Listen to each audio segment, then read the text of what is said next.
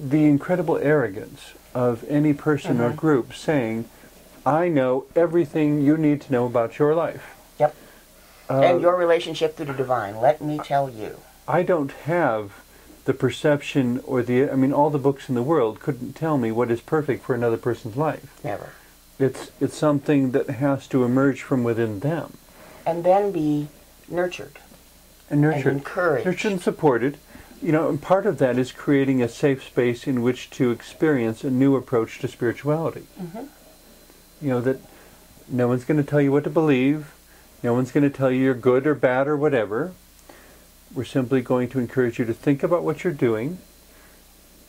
Take some risks in trying new things and being creative in ways that you didn't think you could be. And and consider if the divine is so much more than a human being sitting on a cloud up there, just a very transcendent human being,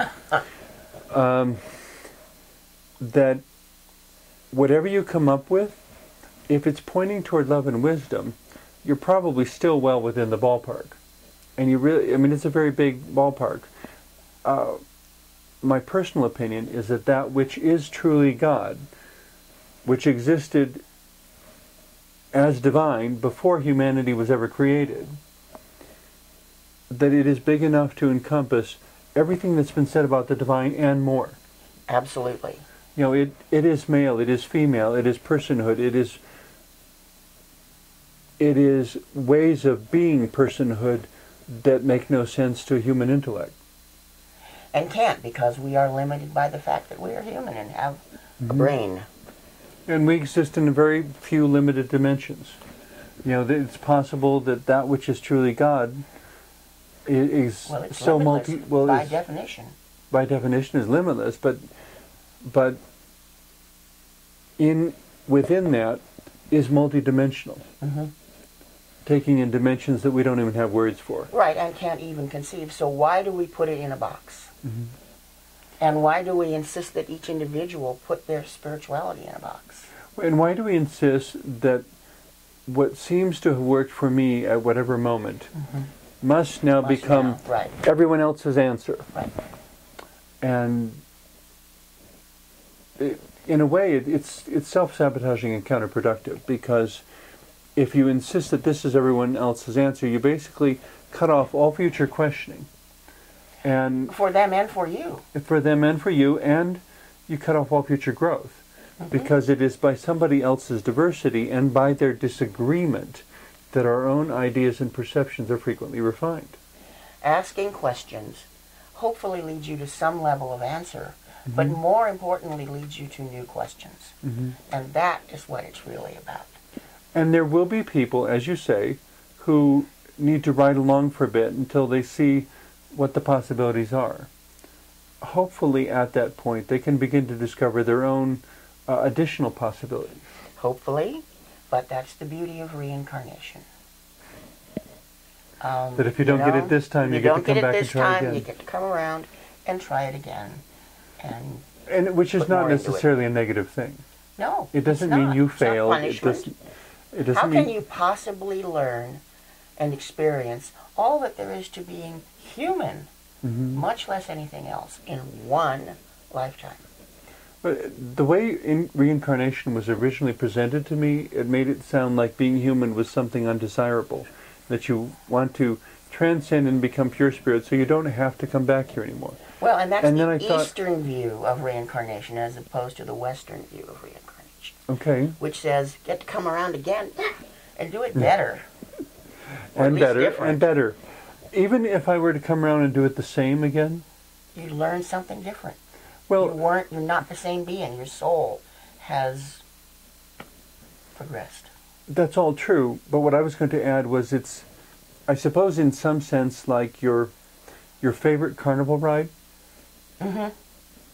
How many times have you ridden on a merry-go-round? Right, and loved it every time. You know what it's going to feel like, you know it's not going anywhere, you know everything about it, and you do it again anyway.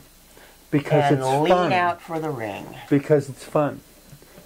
Because by going through human life, I get to experience at certain intervals It's always kind of a nice surprise because I never know what's going to happen. I get to experience love. I get to experience discovery. I get to experience being. I get to experience accomplishment. And each of these words, you look it up in a dictionary and there it is. And yet, living what that word means changes every time. Because it's all very contextually related. Whatever context you're in, you know, there's 54 14ers, we call them 14ers in Colorado, mountains that reach above 14,000 feet. And as many as you climb, though, each one is unique. Yep. And each time you climb the same one. Each time you climb the same one, it's unique. The weather is different, and you're different, and the people on the trail are different. Yeah. Everything's different about it. So, yeah, you can climb every day for your whole life and have a different experience every time. And never climb the same mountain twice. In a very real sense, you're not climbing the same mountain twice, because things have changed. And that's the nature of spiritual questing, seeking. You're not who you were 5 years ago. Your spiritual nature certainly shouldn't be as it was 5 years ago.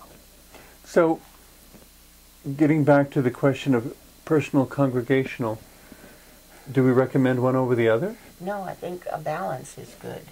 If you don't have a personal spiritual practice, going to open circle or church is an exercise for what?